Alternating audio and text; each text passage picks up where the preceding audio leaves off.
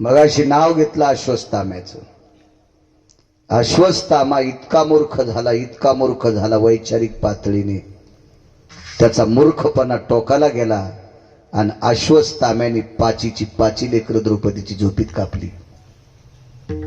किती मोठं पाप असेल. निष्पाप लेकरं चर्मन, निष्पाप लेकरं झोपीत कापली. आणि या पांडवांच्या कुळातला एक मानवी शुभ होता कुलदीपक. मानवी शुभ, माणसातला शुभ. त्याचं नाव आपला अभिमन्यू. द्रोणाचार्यांच्या चक्रव्यूहाच्या प्रसंगात, युद्ध प्रसंगात तो मृत्यू पावला. एकांतात द्रौपदीने मीटिंग घेतली. काय ताकद हो लोकांची. काय अधिकारी मावल्या होत्या भारतात, काय प्रभावशाली मावल्यात. विटेवरच्या मालकाला जवळ बसवलं आणि जॉब विचारला, हे जगदानंद कंदपते कशा करता युद्ध केलंस रे? याच्याकरता. देवा, माझ्या पतीला युद्ध करायला तू लावलंस, याच्याकरता माझी 5 पोरं मेली. देवा, माझ्या पतीला युद्ध करायला लावलंस, याच्यापेक्षा एक शुभ मेलाय. अभिमन्यू गेला रे दादा. काय गरज होती युद्ध करायची? अरे, कौरव सुईच्या आणीवर बसेल इतकी माती देणार नाहीत, हे आम्हाला ठाम माहीत झालतं. आम्ही लोकांची भांडी घासून खाल्लं असतं रे. तुझं नाव घेऊन मधुकरी मागून खाल्ली असती रे. कशाला दे तू राज्य? आता कौरव मारशिले आम्हाला माहित आहे, पांडवाला गादी देशिले माहित आहे. पण पांडव गादीवर बसल्याच्या नंतर पांडवाच्या पश्चात ही गादी कोणाच्या हवली करायची रे? हकेसर शिवडी उदाहरण क्रमांक 2 सांगतोय. पुढचा प्रसंग आहे. कोणाला द्यायची गादी? विटेवरच्या मालकानं सांगितलं, ताई, युद्ध तुम्हा दोघांसाठी केलंय. कोण दोघं? एक तू, दुसरे भीम. देवा, माझा आणि युद्धाचा काय संबंध?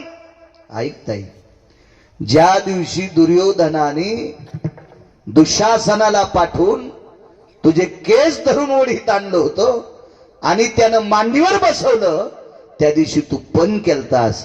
या मांडीचं रक्त ज्या दिवशी डोक्याला लावीन त्या दिवशी येणे घालीन.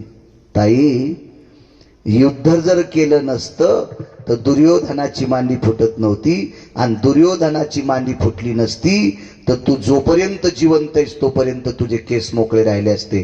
आणि बाईचे केस फक्त ठराविक वेळेला मोकळे असावा. बाईनं कधीही मोकळे केस ठेवायचे नाही. कोण्या? या संस्कृतीतल्या. बाकीच्या इचकायची आपली काय लायकी, आपली पात्रता नाही, आपली योग्यता नाही, आपलं ते ज्ञान नाही, आणि हा संप्रदाय सांगत नाही. बाकीच्या काय गरज आहे? पण या भारतीय संस्कृतीतल्या, सनातन संस्कृतीतल्या, वारकरी संप्रदायातल्या अनुयायी स्त्रीनं ठराविक वेळेला केस मोकळे असावा. नवरात्रीत आपण जगदंबा उत्सव साजरा करतो, तर नवरात्रीमध्ये काही लोक त्या जगदंबेला, त्या प्रतिमेला मोकळे केस सोडते. चुकीची प्रणाली आहे. जगदंबा केस मोकळे कधी सोडित होती माहितीये का? हरामखोराला हाणताना. युद्ध करत असताना जगदंबेचे केस मोकळे असावा. एरवी जगदंबेचे केस कधीच मोकळे नसावे. वज्रेश्वरी, कामेश्वरी, प्राणेश्वरी, विमला, कमला, दुर्गा, नाव आहे. कधी नाही मोकळे ठेवले केस, फक्त युद्ध करताना. या भारतीय संस्कृतीतल्या पवित्र स्त्रीचे केस 4 दिवस मोकळे असावा, रजस्वाला असताना. कुंखाच्या करंड्याला हात लावायचा नाही. आरसा एखाद्या अडचणीत असतो तिथं शिवायचं नाही, म्हणून मोकळे असावा. अजून 4 प्रसंगातला एक प्रसंग सांगतो. आपल्याकडे संस्कृतीमध्ये भावकीतला माणूस जर गेला तर 10व्या दिवशी सुतक फेडायला एका विशिष्ट प्रकारच्या नदीवर किंवा गंगेवर जात असतात. आणि तिथं सुतक फेडत त्या दिवशी घरापर्यंत येईस तर केस मोकळे असले तरी चालते. एरवी केस मोकळे ठेवायचे नाही. अजून 2 ठिकाणी मोकळे ठेवते, पण त्याला पुराणात आधार नाही. अंगात आल्यावर पण त्याला पुराणाचा आधार नाही, शास्त्राचा आधार नाही, वेदाचा आधार नाही, ऋषीमुनींचा आधार नाही. तिथे केस मोकळे सोडतात. का सोडत असताल देव जाणे बाबा, पण स्त्रीने केस मोकळे सोडू नये. ताई तू तर पण केलता, ज्या दिवशी रक्त मांडोक्याला लाईन, आंघोळ करीन नाहीन, त्या दिवशी केस बांधीन, याच्याकरता युद्ध करावं लागलं. आणि भीमाने एक पण केलता, ज्या मांडीवर माझी धर्मपत्नी बसली ती मांडी एके दिवशी फोडणार आणि त्या मांडीचं रक्त घाटा घाटा प्याणार, असं म्हणलं असेल का भीम?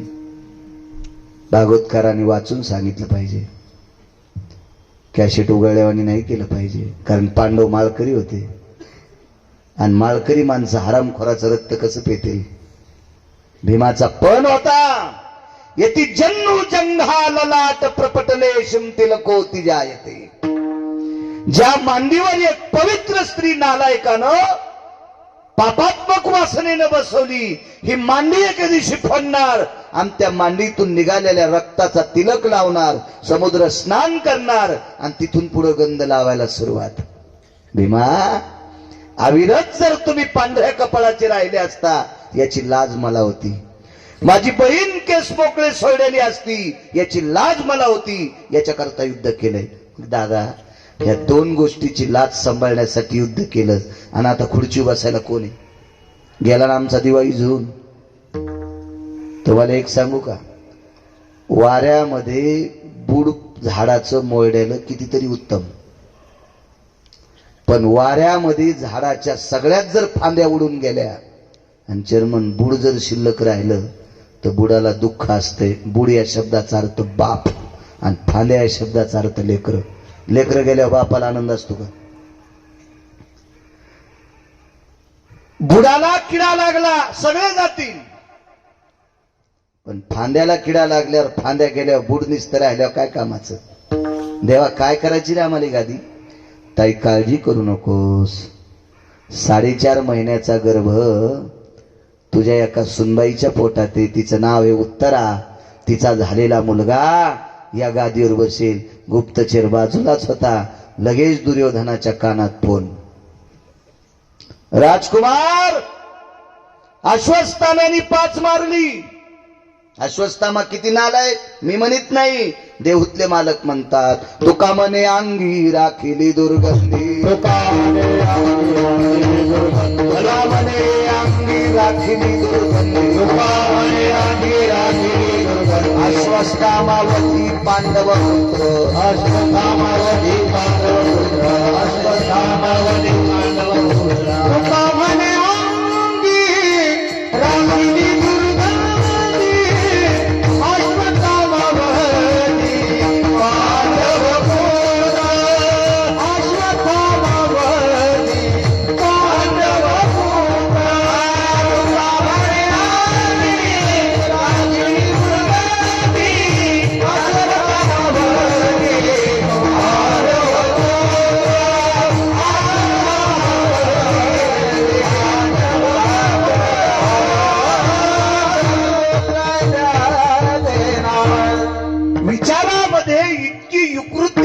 आणि वैचारिक पातळी नदीला गेली अश्वत्थाम्याची. म्हणून तुकोबराय म्हणतात, तुका म्हणे अंगी राखिली दुर्गंधी, अश्वत्थामावधी पांडव पुत्र. देऊतले मालक सांगतात. आणि या अश्वत्थाम्याच्या कानावर दुर्योधनानं सांगितलं, मित्रा, भीष्माचार्यांच्या युद्ध हस्त कौशल्यात मृत्यू पावला.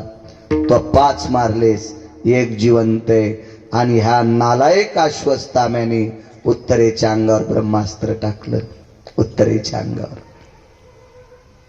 धक धक धक धक धक धक करीत हकेसर शिवडी सांगतोय. ब्रह्मास्त्र 1000 सूर्याचा गोळ अंगावर यावा असा तो गोळ येत होता. उत्तरा किती हुशार होती माहिती? उत्तरा ही अर्जुनाची सून आहे.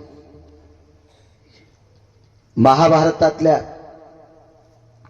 4 मानवी सिंहाची एकापैकी एका सिंहाची पत्नी आहे, अभिमन्यूची पत्नी आहे. या बाईचे मामस सासरे पंढरपुरातले मालक होते. उत्तरा किती श्रीमंत आहे सांगू? तिच्या मालकाचे सख्खे मामा पंढरपुरातला जगाचा बाप आहे. पंढरपुरातल्या मालकाची भाची सून आहे ती. पंढरपुरातले मालक तिचे मामे सासरे आहेत. काय वैभवशाली बाई असेल ती.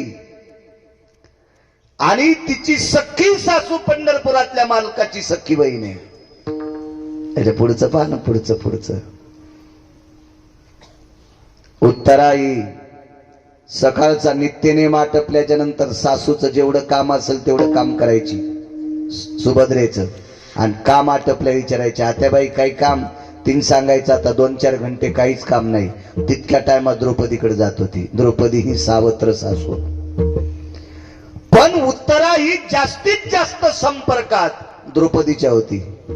आणि द्रौपदीच्या सानिध्यात जितक्या वेळ उत्तरा आली तितक्या वेळ द्रौपदीनं काम नाही करून घेतलं. तिला भजन शिकिलं, तिला परमार्थ शिकिला, तिला विटेवरच्या मालकाचं वैभव सांगायची, त्याचे पाडे सांगायची. एक दिवस असा आला, द्रौपदीनं सांगितलं उत्तरा एक बोलू का तुला. तुला जेवढं मला सांगता येते तेवढं सांगितलं ग. पण एक शेवटचं सांगते. आणीबाणीच्या प्रसंगी, हल्लीचा शब्द वापरायलो आत्ताचा, आणीबाणीच्या प्रसंगी मागचा शब्द सांगतो, संकटाच्या प्रसंगी जर तुला आठवण करायची असेल तर फक्त पंढरपुरातल्याची कर. तुम्हाला हाक मारू नकोस, सासऱ्याला हाक मारू नकोस, सासूला हाक मारू नकोस, पतीला हाक मारू नकोस. आणीबाणीच्या प्रसंगी जर तुला गरज पडली तर द्वारकेतल्याला हाक मार. तो कृपाळू आहे, तो दयाळू आहे. तो प्रसंग आलाय, हाक मारली. जवळ आलत ब्रह्मास्त्र. इतक्या आवेशात हाक मारली देवा, दोन्ही ओठ फाकल्या गेली. आणि पंढरपुरातल्या मालकाने अंगुष्ट प्राया इति तनु जायते धारम सुदर्शेने स्वगर्भेषु यच्चक्रादिभ्यः. अंगठ्यासारखं रूप धरलं आणि श्वासातून प्रवेश केला. आणि गर्भाच्या भोवताल सुदर्शन फिरवित होता. मालकाचा गोडसा पुरावा आहे त्याच्यासाठी सुद्धा. असं सुदर्शन फिरवित होता. ब्रह्मास्त्र आलं आणि सुदर्शनात विलीन झालं. राजो कृतात्रेता युगात ब्रह्मास्त्र सोडलं होतं. ती ब्रह्मवरदान युक्त शक्ती सोडली होती. ही शक्ती धरण्यासाठी मारुतीराय परेशान होते. विश्वातला 1 नंबरचा संन्यासी बेजार आहे. मारुतीरायाची फार सुंदर मूर्ती आहे. चर्मन मंदिर तुम्ही गावकरी मंडळी इतकं सुंदर करता. 1 कोटी 1 लाखाचं मंदिर बांधकामासाठी एका फार काळ्या पाषाणाचं, या पाषाणाला हजारो वर्ष आयुष्य असते. रयतेचे राजा छत्रपती शिवाजी महाराजांनी गड किल्ल्याला जो दगड वापरला, छत्रपतींच्या बुजुर्गांनी पूर्वजांनी जो दगड वापरला तोच काळा पाषाण या पवित्र मारुतीरायाच्या मंदिराला तुम्ही वापरता. याला लाखो वर्ष आयुष्य असते. या दगडाला याला कोणी काही करू शकत नाही. अशा भव्य दिव्य सुंदरशा नूतन वास्तूमध्ये आता बऱ्यापैकी पेटी काम याला तिथपर्यंत गेलं म्हणजे पेटी काम झालं असं म्हणतात मंदिरावाले. आणि फार सुंदर असं मंदिर तुम्ही करता मारुतीरायाचं. अशा एका पवित्र संन्याशाला सुद्धा ही ब्रह्मशक्ती पकडण्यासाठी फार रामायण वाचा, लक्षात येईल तुम्हाला, फार मोठे कष्ट झालते. आणि हे ब्रह्म अस्त्र एका सेकंदात सुदर्शनात विलीन झालं. इथेही प्रश्न केला. श्रुतीने विचारलं देवा, घरातली माणसं इतकी विकृती हरपून, वैचारिक पातळी हरपून, विकृतीचं टोक गाठून एका पोटातल्या बालकाला, निष्पाप बालकाला दुर्योधन मारण्यासाठी पाठवतो, त्याला तुला काय गरज होती वाचवायची? ऐक श्रुती, ज्याच्या आईनं माझं भजन केलंय याच्याकरता धावलो हे सोडून दे. आतलं किती गुणवान होतं. 4.5 महिन्याचं होतं का पोटात, ते किती गुणवान होतं, किती गुणवान. ऐका, देवानं त्याचा सांभाळ केल्याच्या नंतर 9 महिने 9 दिवस झाल्यावर त्याचा जन्म झाला. आणि जन्म झाल्यावर उत्तरेनं भागवत पहा, आणि मग उत्तरेनं प्रभूच्या मांडीवर दिलं. त्यावेळेला ते जिभेच्या चुटक्या वाजित होतं, चुटक्या वाजित होतं, चुटक्या. तर उत्तरेनं देवाला प्रश्न केला, देवा मी आई असून माझ्याकडे चुटक्या वाजत नाही जीवाच्या. 42 दिवस वय होतं, फक्त 42 दिवस, 41 ते 42 दिवस. आणि एवढ्या वयाचं लेकरू तुम्हाला बघून कस काय चुटक्या वाजित? भगवंत हसले आणि सांगितलं, उत्तरे मला ओळखिलंय त्यानं, माझी त्यानं परीक्षा केली म्हणून तर त्याचं नाव परीक्षित ठेवण्यात आलं. गर्भाम दर्शयामी रक्षंती भया स्थितो बाह्या परीक्षा स्थितवंते इति नाम परीक्षिती.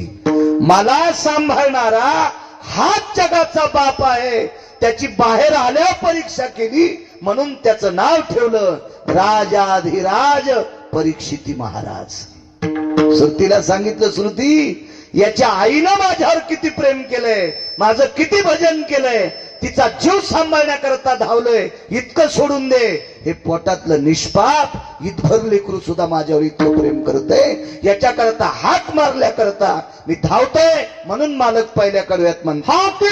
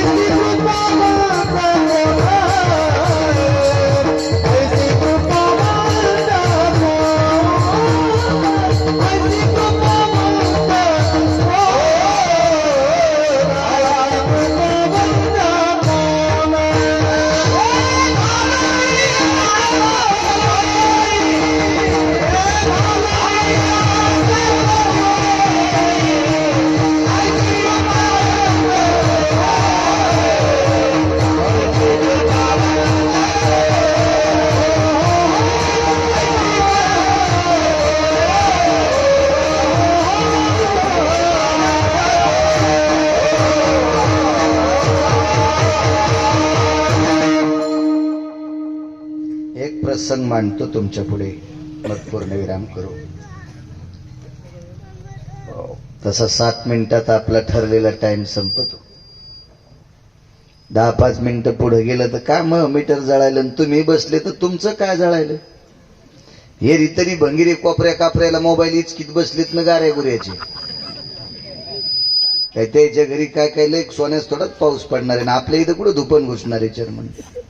चिंतन, देवाचं नामचिंतन करायला आपण. काही काहीच्या हाकेची ताकद किती मोठी असते लक्षात घ्या.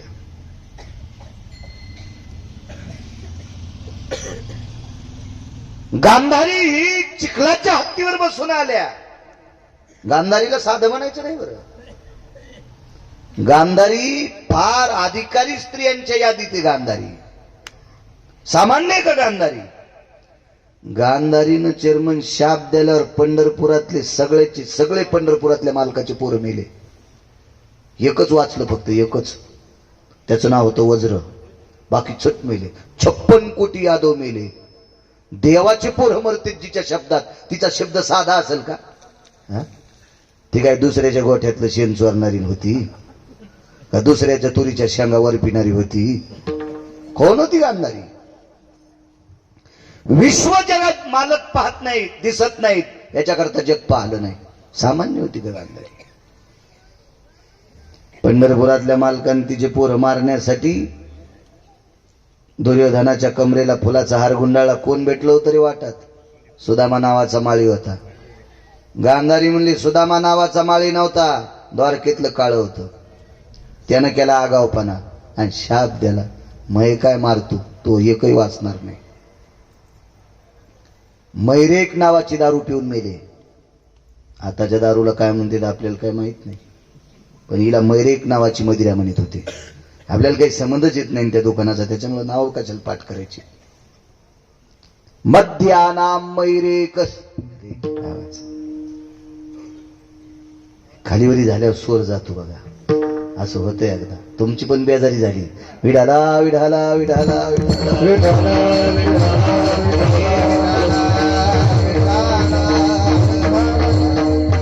तुमच्यासारख्याची बेजारी तर आम्हाला तर काहीच अक्कल नाही स्वराची. नाही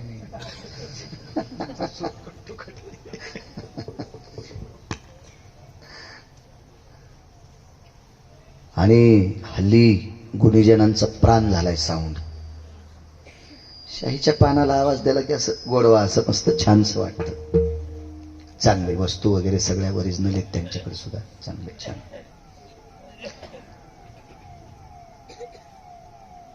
एक पोरग वाचलं बरं का फक्त महाराज.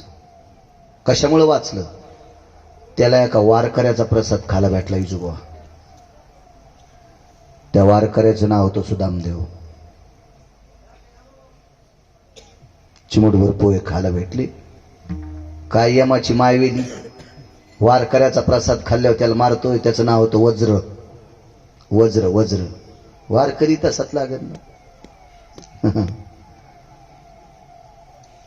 चालू कीर्तनात व्हॉट्सअप खेळ तू.